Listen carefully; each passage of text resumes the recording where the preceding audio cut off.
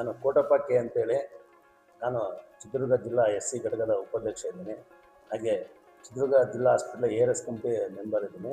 ನಾನು ಹೊಳಲ್ಕೆರೆ ಕ್ಷೇತ್ರದ ಆಂಜನೇಯ ಸಾಹೇಬರ ಪಟ್ಟ ಶಿಷ್ಯ ಪರಮ ಶಿಷ್ಯ ಅಂತ ಹೇಳಿದು ತಪ್ಪಾಗಲಾರ್ದು.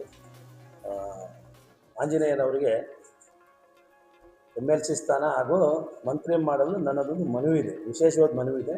ಆ ವಿಶೇಷ ಏನಂತೇಳಿ ನಿಮಗೆ ಲಾಸ್ಟ್ ನಾನು ಹೇಳ್ತೀನಿ ಮತ್ತು ತೋರಿಸ್ತೀನಿ. ನನ್ನದೊಂದು ವಿಶೇಷ ಮನವಿ ಏನಂತೇಳಿದರೆ, ಇಡೀ ರಾಜ್ಯದಲ್ಲೇ ಮಾದಿಗ ಸಮುದಾಯವನ್ನು ಸಂಘಟನೆ ಮಾಡುವಂಥ ಶಕ್ತಿ ಯಾರಿಗಾರ ಇದ್ದರೆ ಅದು ಆಂಜನೇಯರಿಗೆ ಮಾತ್ರ. ಬೇರೆ ನಮ್ಮ ಮಾದಿಗ ಸಮುದಾಯದಲ್ಲಿ ಬೇರೆ ಬೇರೆ ಲೀಡ್ರುಗಳು ಇದ್ದಾರೆ, ಇಲ್ಲ ಅಂತ ಹೇಳ್ತಿಲ್ಲ. ಆದರೆ ಆಂಜನೇಯ ಯಾವುದಾದ್ರೂ ಒಂದು ಜಿಲ್ಲೆಗೆ ಹೋಗಿ ಸೇರ್ಕೊಂತಾರೆ, ಬರ್ತಿದ್ದಾರೆ ಅಂತ ಹೇಳಿದ್ರೆ 100 ಜನ ಸೇರುವಂಥ ಶಕ್ತಿ ಏನಾರ ಇದ್ದರೆ ಅದು ಮಾದಿಗ ಸಮುದಾಯ. ಅವರನ್ನು ಇಂದಿನ ಚುನಾವಣೆಯಲ್ಲಿ 2023 ಚುನಾವಣೆಯಲ್ಲಿ ಪ್ಯಾಕೇಜ್ ಮಾಡಿ ಸೋಲಿಸಿದ್ರು.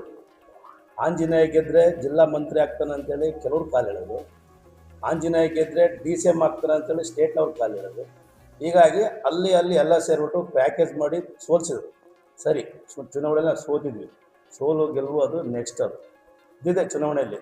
ಆದರೆ 2028 ಚುನಾವಣೆಗೆ ಕಾಂಗ್ರೆಸ್ನವರು ಮಾದಿಗ ಸಮುದಾಯದ ಮತಗಳನ್ನೇನಾದರೂ ಮತ್ತೆ ಕೇಳಬೇಕು, ಕ್ರೋಢೀಕರಿಸ್ಬೇಕು, ಮಾದಿಗ ಸಮುದಾಯದ ಓಟ್ ಬೇಕು ಕಾಂಗ್ರೆಸ್ ಪಕ್ಷಕ್ಕೆ ಅಂತೇಳಿದರೆ, ಈಗೇನಿನ 5 MLC ಡೈರೆಕ್ಟ್ ನಾಮಿನೇಟೆಡ್ ಏನಿದ್ದಾವೋ, ಸರ್ಕಾರ ಮಾಡುವಂಥ ನಾಮಿನೇಟೆಡ್ ಏನಿದ್ದಾವೋ ಅದರಲ್ಲಿ ಆಂಜನೇಯರೊಬ್ಬನ್ನ MLC ಮಾಡಿ ಮಂತ್ರಿ ಮಾಡದೆ ಹೋದರೆ 23ರ ಹಿಂದಿನ ಚುನಾವಣೆಯಲ್ಲಿ 18 ಚುನಾವಣೆಯಲ್ಲಿ ನಮ್ಮ ಸಮುದಾಯದ ಹಿರಿಯಣ್ಣರಾದಂಥ ಇನ್ನೊಂದು ಸಮುದಾಯ, ಸೋದರ ಸಮುದಾಯ ಕಾಂಗ್ರೆಸ್ಸನ್ನು ಕೈ ಬಿಟ್ಟಿತ್ತು.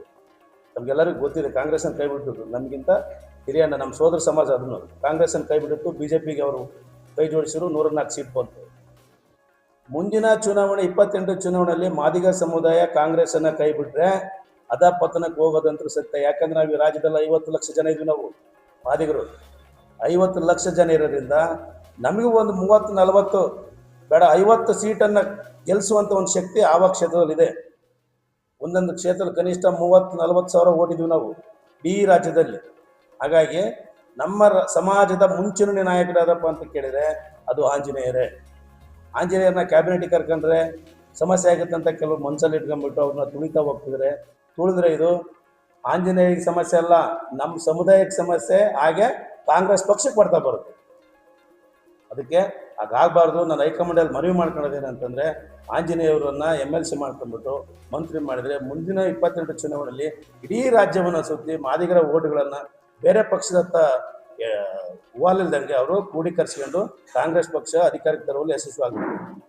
ಬರದೇ ಹೋದರೆ ಆಂಜನೇಯವ್ರ ಮಂತ್ರಿ ಮಾಡಿದ್ರೆ ಮುಂದಿನ ಹೋರಾಟ ಭಾಳ ವ್ಯತಿರಿಕ್ತವಾಗಿರುತ್ತೆ. ಅದಕ್ಕೆ ನನ್ನದು ವಿಶೇಷವಾದ ಒಂದು ಮನವೇನೆಂದರೆ, ಹೈಕಮಾಂಡ್ ಮಲ್ಲಿಕಾರ್ಜುನ್ ಸರ್ ಹೇಳಿದ್ರು AICC ಅಧ್ಯಕ್ಷರಿಗೆ, ನನ್ನ ಸ್ವಂತ ರಕ್ತದಲ್ಲಿ ಬರೆದಿರುವಂಥ, ನನ್ನ ರಕ್ತದಲ್ಲಿ ನಾನು B ಪಾಸಿಟಿವ್, ಯಾರಿಗಾರ ನಾಳೆ ಕ್ವಶನ್ ಮಾಡ್ಬೋದು, ಯಾರೋ ಬ್ಲಡ್ ತಂದು ಬರ್ತೇನೆ ಅಂತೇಳಿ.